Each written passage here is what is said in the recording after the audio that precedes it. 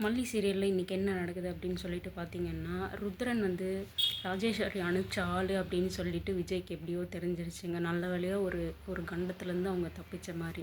அது எப்படின்னு சொல்லிட்டு பார்த்தீங்கன்னா, இவங்க எல்லோரும் கூப்பன் வாங்கிட்டு அவங்க ஷோக்கு போகிறதுக்காக ரெடியாக இருந்தாங்க. இந்த இடத்துல வெண்பாக்கு வந்து சாக்லேட் கொடுக்கலான்ற பிளானில் இருந்தாங்க. இதெல்லாம் போயிட்டு ராஜேஸ்வரி கூட அந்த ருத்ரன் பேசிகிட்டு இருந்ததை விஜய் எப்படியோ கேட்டுடுறாருங்க.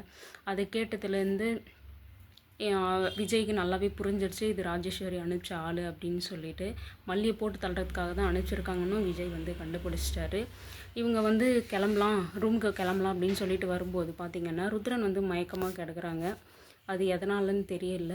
ஆனால் அவங்கள எழுப்பி விஜய் காரை ஓட்டிகிட்டு ரூமுக்கு எல்லாம் போயிடுறாங்க. ரூமுக்கு போகிற இடத்துல வெளியே இருந்துட்டு காரை விட்டு இறங்குனதுமே ருத்ரன் எனக்கு கொஞ்சம் ஹாட் வாட்டர் வேணும், எடுத்துகிட்டு என் ரூமுக்கு வந்துடுங்க அப்படின்னு சொல்லிட்டு போயிடுறாங்க மல்லியும் விஜயும்.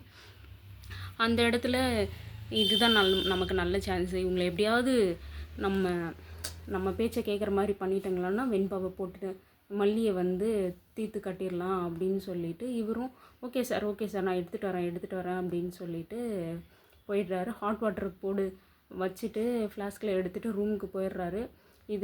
அது வந்து அவனை பிடிக்கிறதுக்கான ட்ராப்புன்னு தெரியாமல் இவனும் நம்பி போகிறான். அவங்கள நம்ம எப்படியாவது நம்ம பேச்சை கேட்குற மாதிரி அவங்களுக்கு மனசில் நம்ம இடம் பிடிக்கணும் அப்படின்றதுக்காக போயிட்டுருக்காரு. ஆனால் இதில் அங்கே வந்து விஜய் வந்து அவனை பிடிக்கிறதுக்காக தான் அதை ட்ராப் போட்டான்னு அவனுக்கு தெரியவே தெரியாது. ரூமுக்கு போனதும் ஒரு கட்டையில் எடுத்துகிட்டு மண்டை மேலே ஒன்று போட்டு செம்ம அடி விழுந்துருச்சு ருத்ரனுக்கு.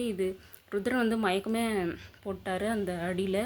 அப்போது மல்லி இருந்துட்டு எதுக்குங்க அடிக்கிறீங்க, ஏன் அப்படின்னு சொல்லிட்டு கேட்கவும் இவன் உன்னை குழப்பம்ல வந்திருக்கான் அப்படின்னு சொல்லிட்டு அவன் மொபைல்லேருந்து ராஜேஸ்வரியை நம்பரை எடுத்து காட்டுறாங்க. அதில் வந்து ராஜேஸ்வரி பாஸ்ன்னு சொல்லிட்டு சேவ் பண்ணி வச்சுருக்கான் ருத்ரன்.